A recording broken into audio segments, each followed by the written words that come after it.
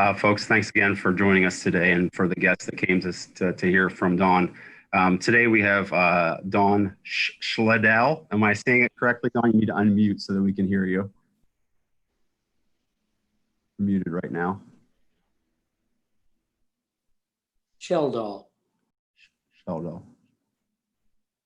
Still need him to unmute because he's speaking. There we go.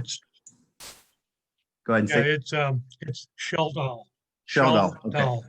Thank you so much. Yeah, but I've heard it a million different ways, so no offense. Okay, well, I'll just call you Dawn. How's that sound? So I don't murder it anymore. Today we have Dawn speaking from Northwater Brewing Company.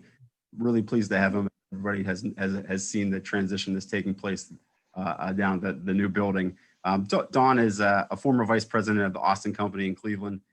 He left the company's site selection consulting practice over 27 years ago to form DSG Advisors in 2012. It's a consulting practice that assists corporate clients in developing location strategies and site selection for manufacturing, also in community development and economic development organizations, and developing effective investment attraction strategies. But specifically, why he's here today is Dawn's craft beverage experience includes assisting Sierra Nevada Brewing Company, Deschutes Brewing, and selecting Mills River, North Carolina, and Roanoke, Virginia as sites.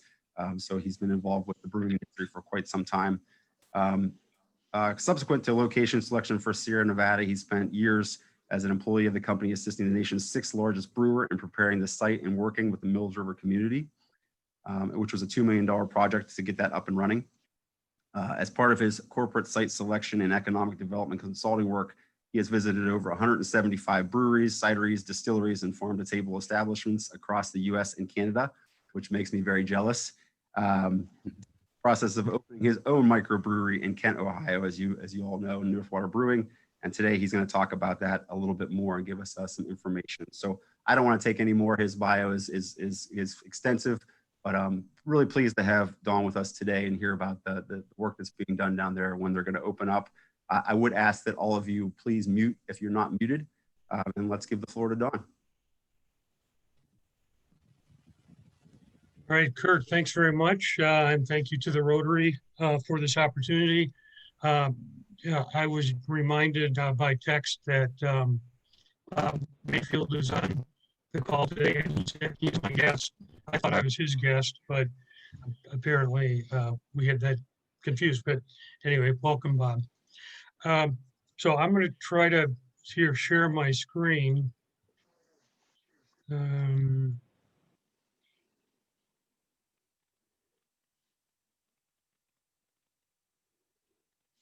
Okay, so share screen. Okay, this is embarrassing. So can you see that screen? Not yet, Don. Try it again. I just made you co-host, so you may need to try to share again. Okay.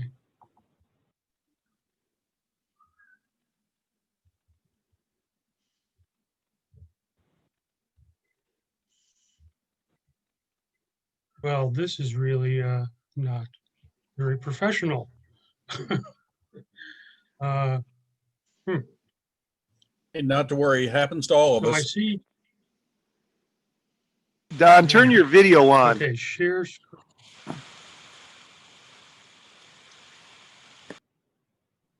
Okay, video is on. Share screen. Share.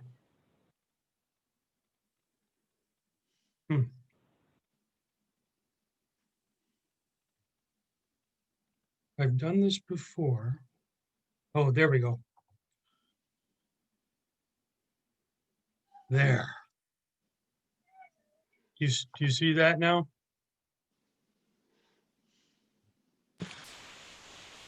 Yep. Yep. Yeah, Dawn, we can see it now. Oops.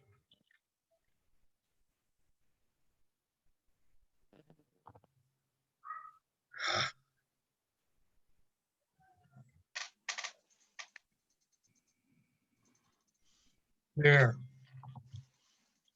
You see the PowerPoint? Yes, try and go to slideshow and that may show up a little better for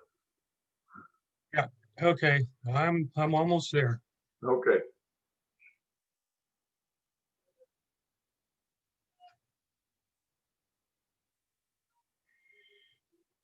Slideshow. Yeah, this thing is in the way. Okay, I'm almost there. Trust me, I'm No a problem. professional. I've been here before. Okay, There you go. Perfect. all right. So thank you again for this. It was interesting, Jim Myers talking about the history and you know how back in 1929 and zoning and planning was at the on the table for discussion about how to make the community better.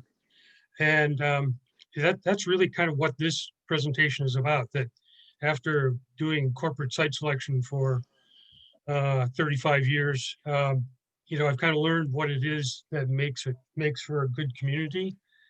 And the in a volatile age of global economy and ever-changing markets, the idea of what makes a good location really comes down to managing risk, and better run communities are going to be those places where jobs are created and more stability and sustainability is realized. So what I've learned over the years is that when I'm looking for a site for a manufacturing plant or back office, I look for what I call characteristics of sustainable communities. And that's where you have visionary leadership, that people are looking out into the future like they did back in 1929. You have engaged citizens that are willing to participate and share ideas. You have responsive government that administers the city's needs effectively. You have healthy lifestyles. That's increasingly important today. You have acceptance of diversity of culture, and a focus on education. And Jillian is, a great example of what happens when you have a good education system. And you have an active community life.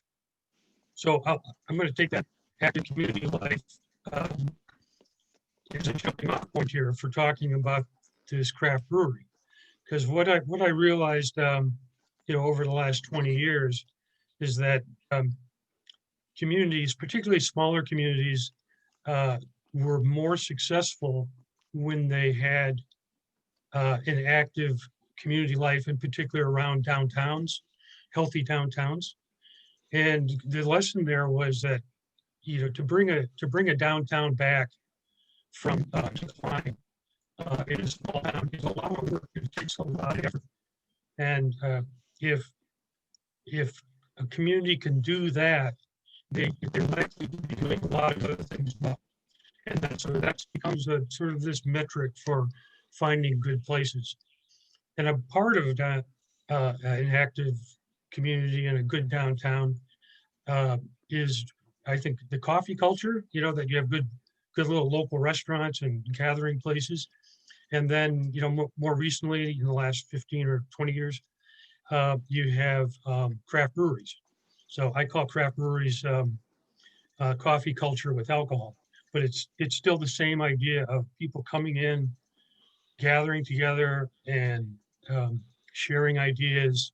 It's not a college bar. It's going to be more geared to an adult crowd. So let me just give you a little bit of background on the craft beer industry, just to put it in some context. And then I'll talk about the Northwater Brewing project. In 1880, there were about 4,000 breweries in the country, and that was one brewery for every 25,000 people. And that was an era where ethnic groups and local communities got together, or local groups got together, and kind of the traditional pub environment. So you can see by Prohibition, it dropped to zero. After Prohibition, it limped along into the early 1980s when there were 40 breweries in the US.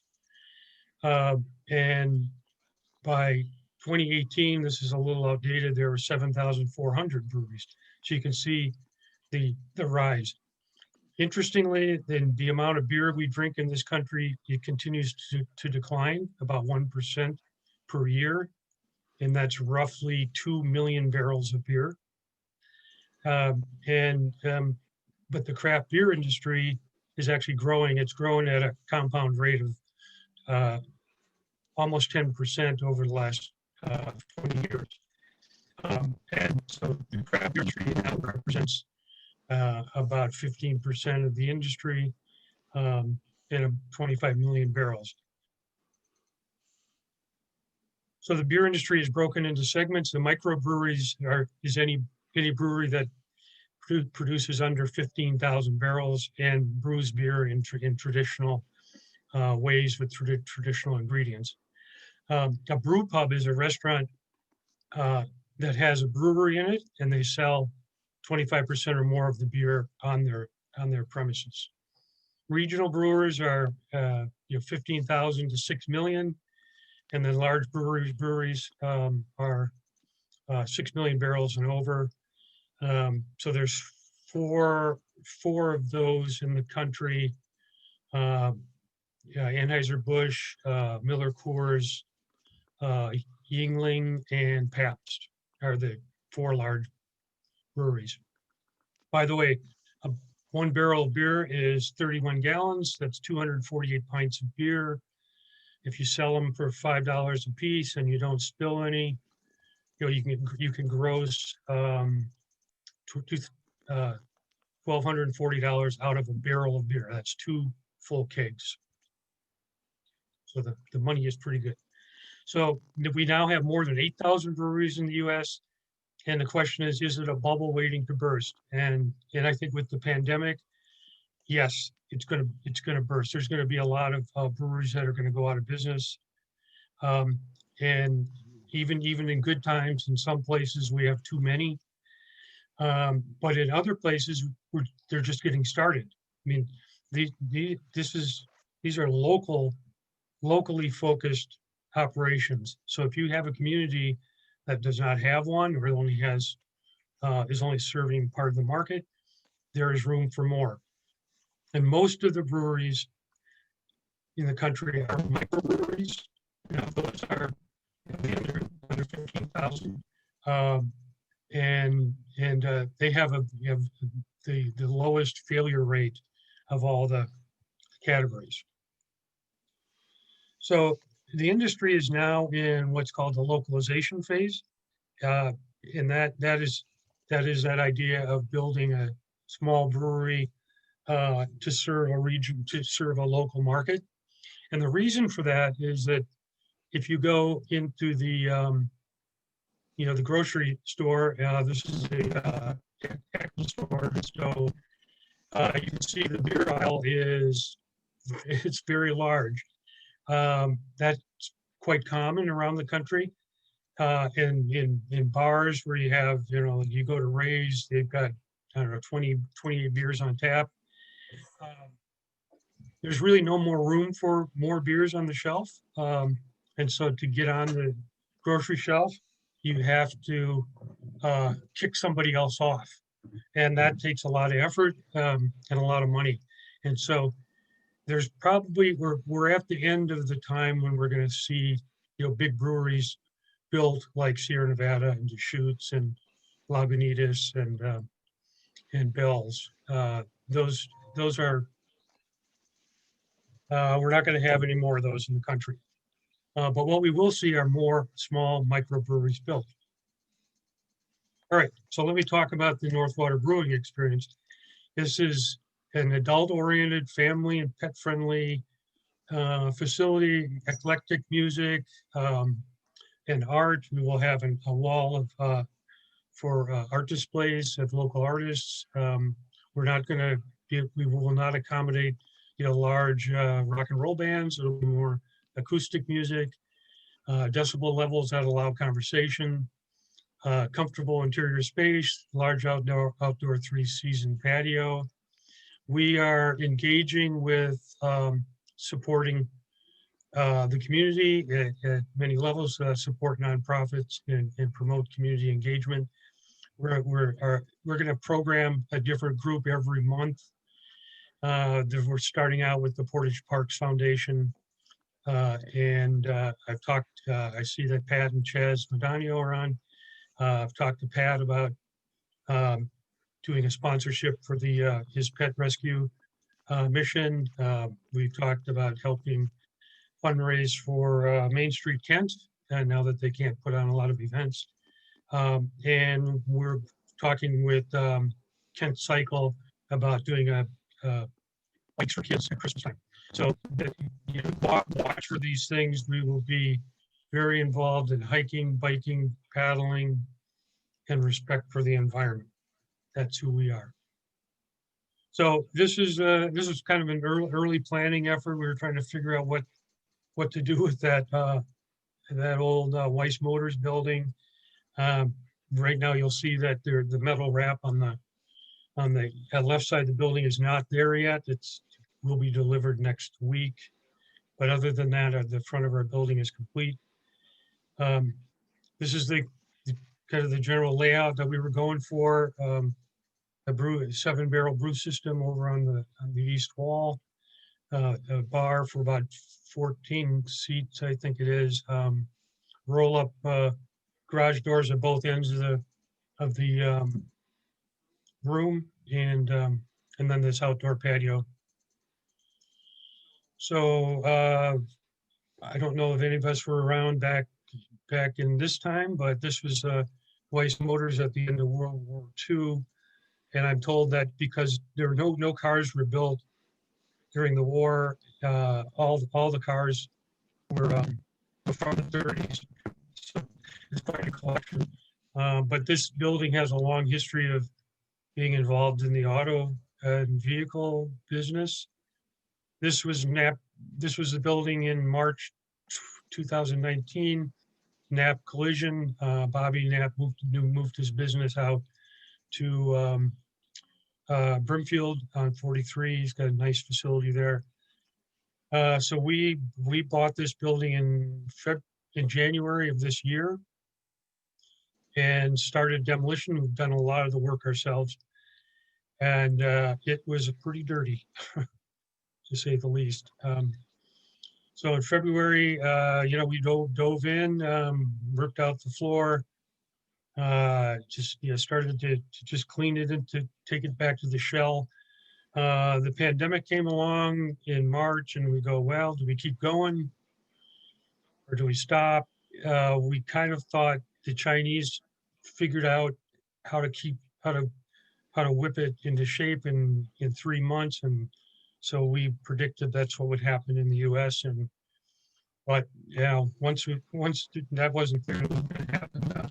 We're so far into it, we just kept going. So we think we have plenty of space in there to social distance, and we should be able to hit close to our sales projections. So this was in June. We repointed the whole building. Needed a lot of work on the outside. That was a lot of fun. We got our brewing equipment came in early August. We've been commissioning it. The bottom picture was September 20th, so it's not a lot of color in there yet. We went with neutral tones, and we're adding color with accents. This was just from a few days ago. We got our sign, our pole sign. We used the old auto garage or auto dealership pole sign from the 1940s, and we repurposed that. Our theme is, mid-century industrial look. So you see all the conduit and the piping, the real simple lines. We followed that theme. Not to hide what this building was, but to kind of celebrate it. Of course, we're right on the bike trail. It's really fun to be in the building when the trains go by. So we're getting close. We've just got a few more inspections left to get everything going, and we should be brewing beer by the end of the week and open probably in 3 weeks. So let me just conclude by saying this project is really meant to be a project for community development, community economic development, and as a place for people to gather and join in. We have over 40 investors, some of whom are on this call today. We're still looking for a few investors, but shareholders are expected to be involved and promote their local causes, and we want this thing to be an ongoing really positive force in the community. I kind of call it Ray's is this iconic, very important central facility in Kent. This is Ray's with a little different twist to it, but it's that kind of idea that we will become this iconic staple of the Kent community. So with that, I will turn it back to Kurt or Randy. Any questions for Don? Yes, Roger Kramer here. What's going to distinguish your beer from other beers? What's going to make yours better? Well, that's a great question, because there's really 3 ways you can fail in this. The number one reason for failure of craft breweries is the beer is bad, and people will come because of the novelty, and then they leave. They don't come back if the beer is no good. So that's the number one mission. The other ways you fail is you don't have a pleasant environment, and you don't execute well. And so we are very my focus as manager, I am focused on making sure that the building lives up to our expectations for a very pleasant environment, and that our staff, again, I kind of follow the Ray's model. The service in Ray's is outstanding, right? I mean, they deliver good product, good food, good atmosphere, and excellent service. That's the model we're going after. To your question about good beer, we have a brewer, been brewing 15 years. He's a home brewer, but he's brewed 15 years, very technical. He's an engineer. He goes at it with an engineering passion for control and accuracy. He's had terrific success in helping us get these people to come in and invest in the business. So I said we have over 40 investors. We offered up beer to everybody, to let them sample. And if the beer wasn't good, they wouldn't have invested their money. So.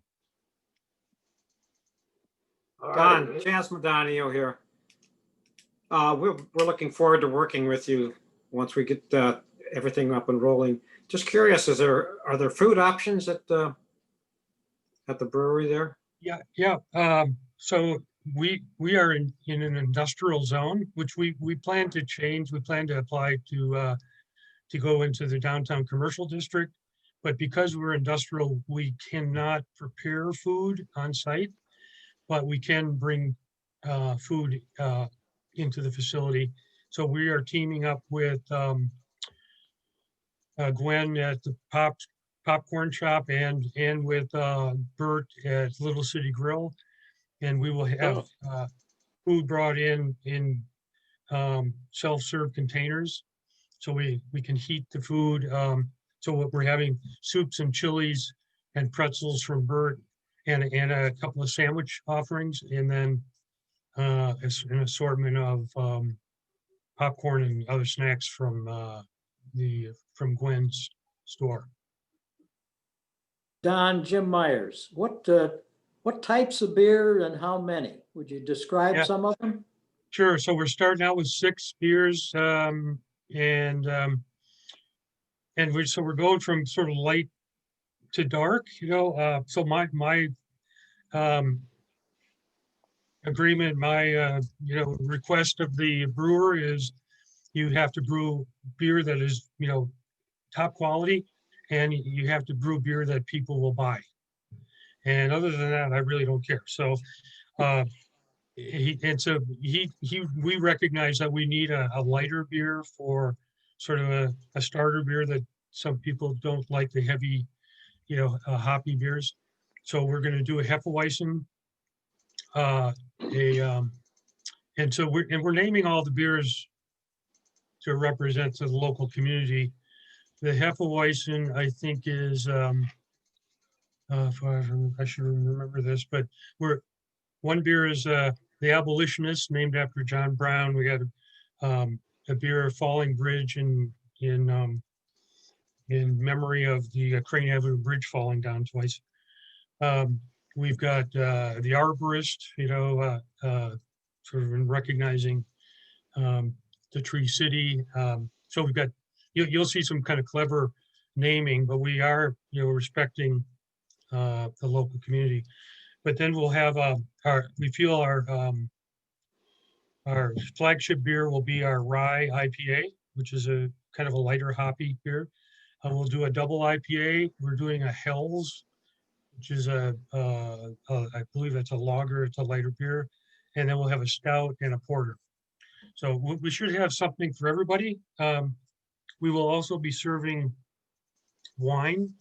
We're kind of going through, trying to figure out which wines we want to put on. We'll probably have 3 whites and 3 reds. And then our license requires us to serve hard liquor, which we do not want to be a hard liquor. We're not serving mixed drinks.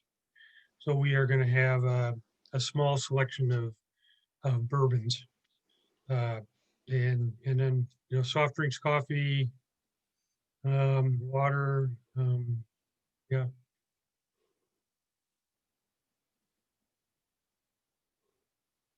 So if we're close to the end of questions, I think probably Dawn can answer a few more afterwards if people need to leave at 1 o'clock. But I did want to have a chance to give the tasters an opportunity. So unbelievably, I didn't think Don was going to have a product for us to taste, but they came up with one. He and Bob, and the head brewer, and I received 2 small samples on my front porch on Friday afternoon, which was fantastic. And Paul Organ and Dave Myers and Matt Carter all received those last night. So I'd love to hear just kind of their take on that. This is the Arborist, which is the porter. I'd love to hear them chime in real quick and give us their take on the taste that they received. Paul, do you want, actually, let's start off with Matt or Dave, and we'll let Paul finish off because he's going to be the responder. I'll go. I thought it was delicious, first of all. It reminded me of fall. It reminded me of Thanksgiving, really is what I thought. And I could really taste the malt and the chocolate is what came to my taste buds, as basically the aftertaste was that. It was delicious. That's my report. Yeah, I'd second that. I'm not always a drinker of porter beers, but I thought it was very smooth. Definitely a great beer to have with friends by a campfire or something like that. A lot of that fall feel that Matt brought up. So it was very good. And I'll chime in as well. Both my wife and I tasted it, and neither one of us are big porter drinkers, but I had to take a couple extra tastes just to make sure I liked it. And it proved out to be pretty delicious. Actually, mother, this is just a quick side note. My grandmother was a brewer. She brewed her own beer. And as a kid, I used to help her bottle her beer. And it actually reminded me a little bit of some of the brews that she would make as I was a young child growing up. So it was really, really good. I think it's a great name. The Arborist is a super interesting name and a great connection to the community. So being said, Paul, why don't you jump in and then we'll finish off the meeting here, and then anybody that has more questions can stick around. Right. Well, and Don, normally Randy would say this, but tradition in our club is to have a responder to the talk, and I get to do that as well as respond to the porter, which my wife and I both like porters. Mary particularly likes very dark beers, and we felt that the coffee flavor and the chocolate flavor was wonderful. We happened to be having shepherd's pie with it, and it paired beautifully. So we talked about coffee culture, beer culture, all in one. Very nicely done. I'm looking forward to the other beers. And then as a response to the talk, I've got to start with your name, Don. You've got 8 consonants and 2 vowels. You need to buy a vowel. Okay. That would just, I'm going to start calling you Don Jones from now on. Yeah, because it's easier. that's fine. Okay. Well, interesting that I'd be responding about beer, because I've gotten, I love craft beer, have been enjoying that for a long time, but I didn't like beer at all growing up. And I went off to college, didn't like beer, liked wine, didn't like beer. And my experience at college did not lead me to like beer until I went to England. And then I went into a pub and said, what's something, English? And they gave me some bitters, they gave me some stout, and I came back enjoying beer ever since. But I only liked a few beers until the craft beers started coming on, and have grown to really enjoy all different kinds, and particularly IPAs in my case. But what I'm most excited about is I think your comments, Don, about how there is kind of a bubble in craft brewery. Matter of fact, my nephew in Colorado's brewery failed recently in the pandemic and was probably not going to make it anyway. They have 150 microbreweries in Denver. It's overdone. Kent is not exactly replete with breweries. So I'm excited about this one opening. There's a couple others that are in the couple months or year behind where Northwater is. And I think it's great. Very excited that you're focused on community, on the environment, on arts, on being a real part of the downtown. And I can't wait to actually drink some of that porter right there on the patio or inside. Looking forward to it. Yeah. All right. Thanks. Thank you much, Paul. And I think I speak for the club when I say that, we're all looking forward to you being very successful at this site. You certainly have done a fine job of improving the site up to this point in time. So, all of us, I think, want to see this succeed. And many of us will be trying it out for you. Also wanted to welcome Bob Mayfield, as you did, my neighbor. He's part of this venture too, I believe. So we're going to officially end here. And as Kurt said, if you want to stick around and ask more questions, that's fine, but we're officially adjourned.